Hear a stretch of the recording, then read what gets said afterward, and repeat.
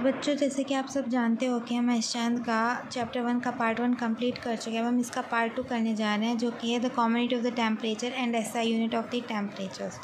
Temperature की unit क्या होती है कॉमन, और एसआई यूनिट क्या होती है। दो यूनिट्स होती हैं टेम्परेचर की, एक होती है सेल्सियस और एक होती है केल्विन। जो ये टेम्परेचर की यूनिट्स होती है ना, हम इसका यूज़ करते हैं मेल्टिंग पॉइंट जानने के लिए, बॉइलिंग पॉइंट जानने के लिए कि कितने कोई लिक्विड है वो कितने टेम्परेचर पे उबल रहा है, या कोई सॉलिड है वो कितने टेम्परेचर पे मेल्ट हो रहा है। तो टेम्परेचर की बहुत ज़्यादा, जैसे हमें फ़ीवर आ जाता है तो हम ये जानने के लिए कि हमारा बॉडी टेम्परेचर कितना है। इन सब चीज़ों के लिए हमें टेम्परेचर की यूनिट्स कि हमारा बॉडी टेम्परेचर नॉर्मली कितना है, अब कितना ज़्यादा बढ़ चुका है, तो हमें जो यूनिट्स होती है टेम्परेचर की कि हम उसको कैसे मेज़र कर सकते हैं, इसमें ये हेल्प करता है। जो कॉमन यूनिट होती है ना टेम्परेचर की, वो होती है सेल्सियस। इसको हम रिप्रेजेंट करते हैं, देखो इसमें दे रखा है डिग्री सेल्सियस से, ठीक है। और फुल फॉर्म होती है इसकी डिग्री सेल्सियस। एक चीज़ मैंने लास्ट टाइम भी बताई थी, जो मेल्टिंग पॉइंट होता है ना आइस का, वो होता है 0 डिग्री सेल्सियस, ठीक है। और जो बॉइलिंग पॉइंट होता है ना वाटर का, वो होता है 100 डिग्री सेल्सियस। अब हम नेक्स्ट बात करें, हम इसकी कॉमन यूनिट तो हमें पता चल गई, जो क्या है सेल्सियस। ऐसा यूनिट की बात करें तो वो होती है केल्विन। और इन जो सेल्सियस यूनिट है और जो केल्विन यूनिट है ना, इन दोनों यूनिट्स के बीच में भी वो होता है, इन दोनों यूनिट्स भी आपस में कन्वर्टेबल होती हैं, दोनों यूनिट्स का भी आपस में रिलेशन होता है। जो मेल्टिंग पॉइंट होता है ना, देखो इसके अंदर मेल्टिंग पॉइंट था ना आइस का on the Celsius is 0 degree Celsius, और जो मेल्टिंग पॉइंट होता है ना आइस का ऑन द केल्विन, केल्विन पे होता है 273 केल्विन, ठीक है। और हम अगर इसमें बात करें, जो बॉइलिंग पॉइंट होता है वाटर का, वो होता है 100 degree Celsius. So boiling point होगा at the kelvin is 373 kelvin. सो इस समय क्या पता चला कि 0 डिग्री सेल्सियस के अंदर कितना होता है 273 केल्विन। ऐसे ही अगर 0 डिग्री सेल्सियस में इतना है तो 100 डिग्री सेल्सियस में कितना होगा, इसके अंदर 100 ऐड कर दो तो कितना निकल के आएगा 373 केल्विन। ऐसे ही इसने एक NCERT बुक का क्वेश्चन दे रखा है, जैसे कि अगर आपको कन्वर्ट करना हो 25 डिग्री सेल्सियस को केल्विन के अंदर, तो आप कैसे कन्वर्ट करेंगे।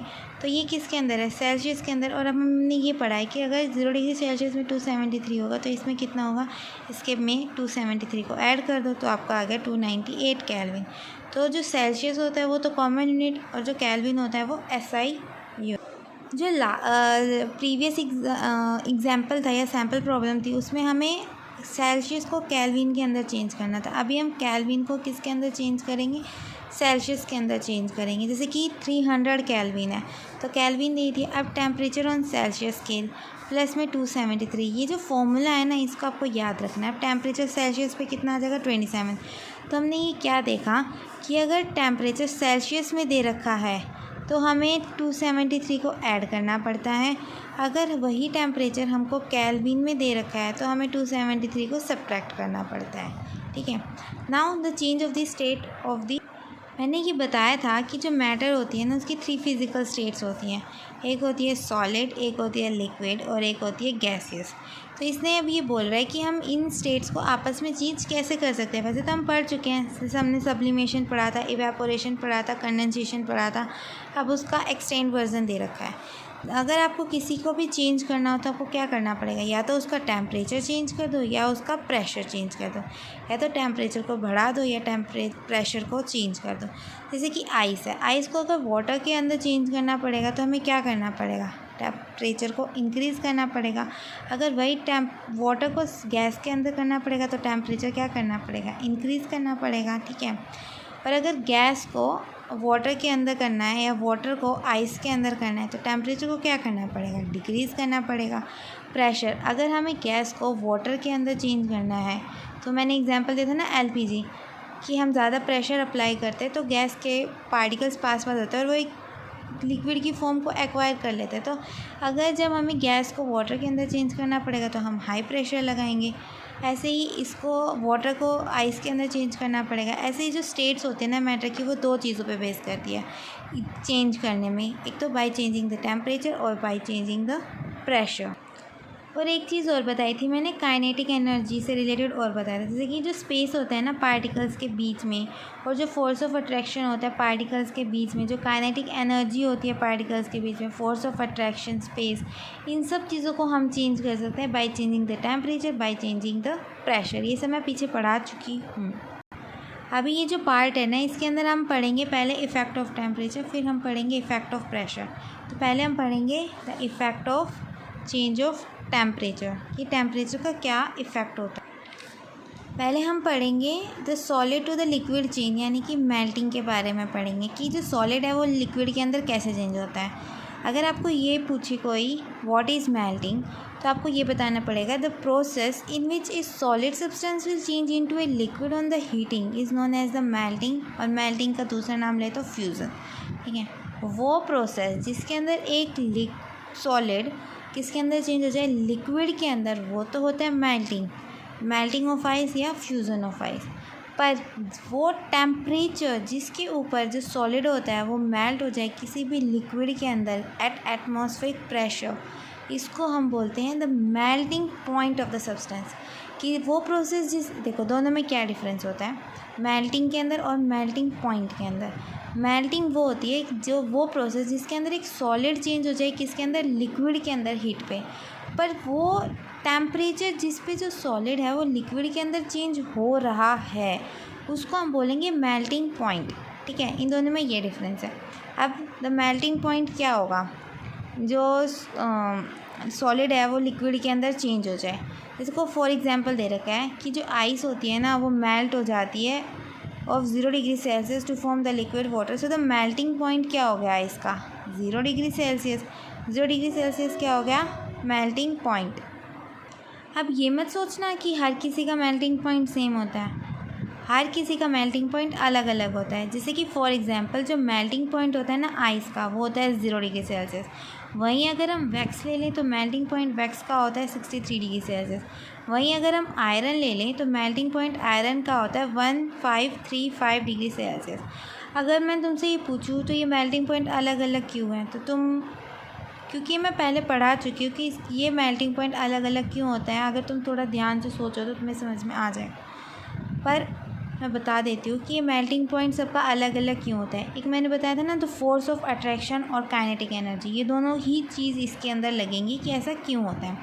जैसे कि जो मेल्टिंग पॉइंट होता है ना सॉलिड का, it is the measure of the force of attraction between its particle. कितना फोर्स ऑफ अट्रैक्शन है ये मेज़र करता है। देखो जैसे कि हम लेते हैं मेल्टिंग पॉइंट ऑफ आयरन।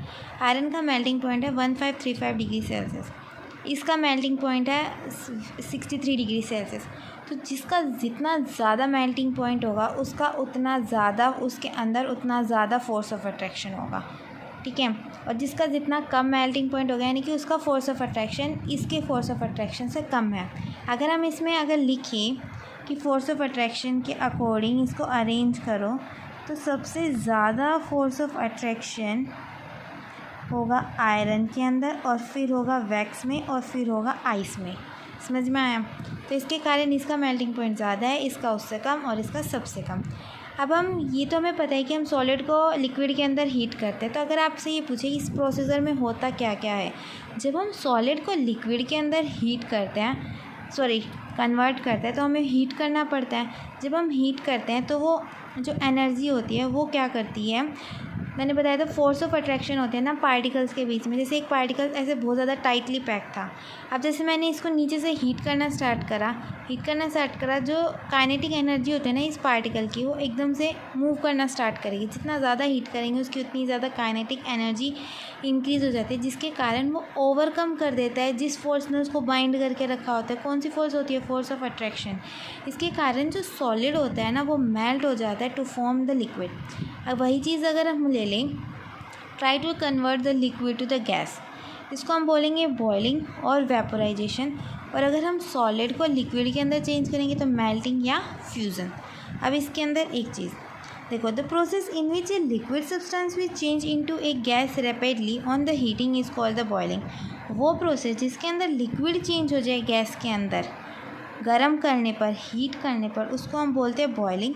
और वो टेम्परेचर जिस पे ये प्रोसेस हो जाए the temperature at which the liquid substance will change into the gaseous at an atmospheric pressure is known as the boiling point of the liquid.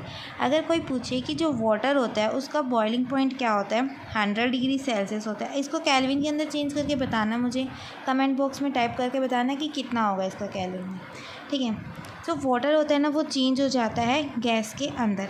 अब जैसे ऊपर हमने पढ़ा था कि हर सॉलिड सब्सटेंस का अलग अलग मेल्टिंग पॉइंट होता है, ऐसे ही हर लिक्विड का अलग अलग बॉइलिंग पॉइंट होता है. अगर लो तो अल्कोहल का बॉइलिंग पॉइंट क्या है, 78 डिग्री सेल्सियस. वहीं अगर हम ले तो बॉइलिंग पॉइंट ऑफ वाटर का होता है 100 डिग्री सेल्सियस. वेयर एज और वही चीज़ अगर हम ले तो बॉइलिंग पॉइंट ऑफ मरकरी, तो ये कितना होगा, 357 डिग्री सेल्सियस. ठीक है. ऐसे ही हर चीज़ का बॉइलिंग पॉइंट, हर सब्सटेंस का बॉइलिंग पॉइंट अलग अलग होता है. और जो बॉइलिंग पॉइंट होता है ना, जिसका जितना ज़्यादा होगा वो ये दिखाएगा उसके अंदर जो फोर्स ऑफ अट्रैक्शन है उतना ही ज़्यादा है. सेम मेल्टिंग पॉइंट वाला कॉन्सेप्ट लग रहा है, बट एक चीज़ अलग है. उसके अंदर जो सॉलिड है वो लिक्विड के अंदर चेंज होता है, इसके अंदर लिक्विड है वो गैस के अंदर चेंज होता है. ठीक है. जैसे अगर हम इसमें बात करें, फोर्स ऑफ अट्रैक्शन सबसे ज़्यादा किसकी होगी, मरकरी की.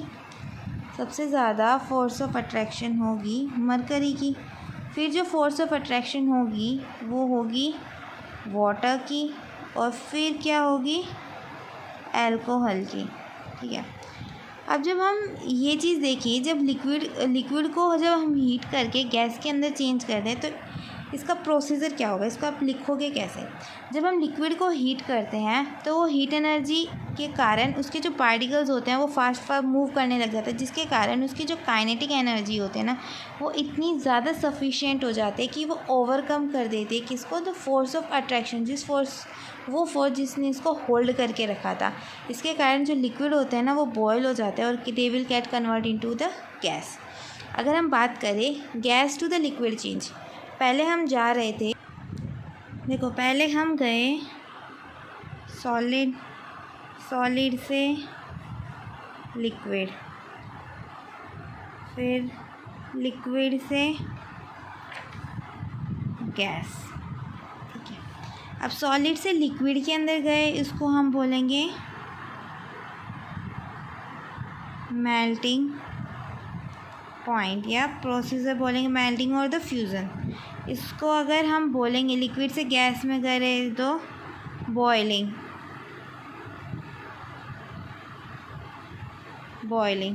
ठीक है. और जिस पॉइंट पे करते हैं उसको हम बोलते हैं बॉइलिंग पॉइंट. अभी बोल रहे हैं try to convert the gas to liquid. अगर आप गैस को लिक्विड के अंदर करेंगे तो इसको बोलेंगे कंडेंसेशन. ठीक है. और अगर हम लिक्विड को सॉलिड के अंदर करेंगे तो उसको हम बोलेंगे फ्रीजिंग. ये एक डायग्राम है, ये आपको याद रखना है इस चीज़ को, ये आपको काफ़ी हेल्प करेगा. और अगर सीधा सॉलिड को किसके अंदर चेंज करना हो, गैस के अंदर, इसको हम बोलेंगे सब्लिमेशन. ठीक है. ये चीज़ अपने दिमाग में घुसा लो. इस चैप्टर के अंदर कुछ नहीं है, पूरा का पूरा ये कॉन्सेप्ट लगा हुआ है. ठीक है. सॉलिड को लिक्विड को गैस को अगर लिक्विड के अंदर करें तो कंडेंसेशन, लिक्विड को सॉलिड के अंदर फ्रीजिंग, और वहीं सॉलिड को अगर गैस के अंदर करें तो सब्लिमेशन. ठीक है. अब हम अगर बात करें to convert the gas to the liquid change, इसको हम बोलते हैं कंडेंसेशन. देखो ये प्रोसेस दे रखी है, तो देखो ये कि इस प्रोसेस के अंदर क्या होता है, जो वो प्रोसेस जिसके अंदर जो गैस होता है वो लिक्विड के अंदर चेंज हो जाता है बाय कूलिंग. पहले हम बोल रहे थे बाय हीटिंग, अब बोल रहे हैं ठंडी, बाय कूलिंग. इसको हम बोलते हैं कंडेंसेशन. ठीक है. अब इस प्रोसेस के अंदर अगर हम बात करें कि ऐसा होता कैसे है और ये इसको हम बोले इसका प्रोसीजर क्या होता है, तो मैं बताती हूँ.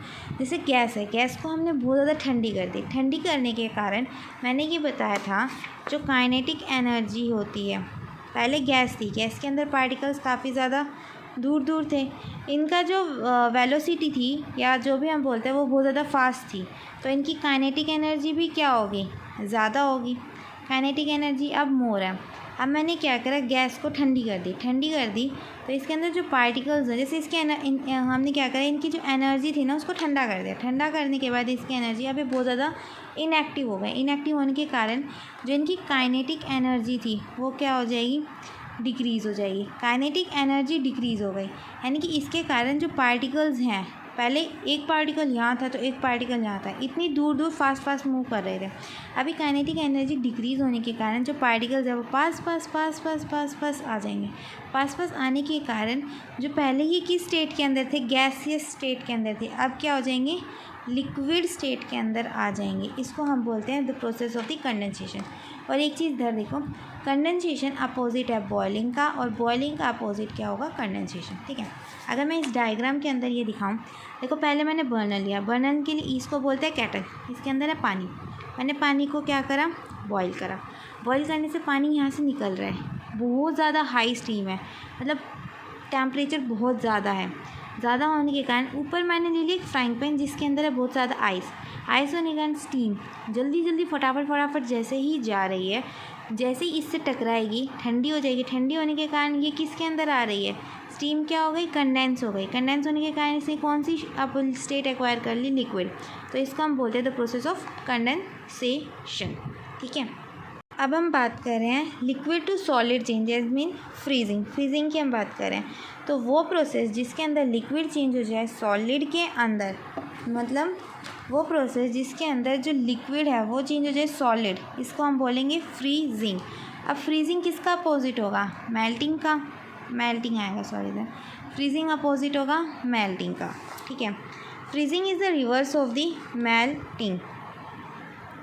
अब इसके अंदर भी सेम प्रोसीजर है। ये कैसे हो गया, लिक्विड के अंदर पार्टिकल्स क्या थे, दूर थे। जब हमने उनको कूल डाउन किया तो जो उनकी जो काइनेटिक एनर्जी थी वो डिक्रीज़ हो गई।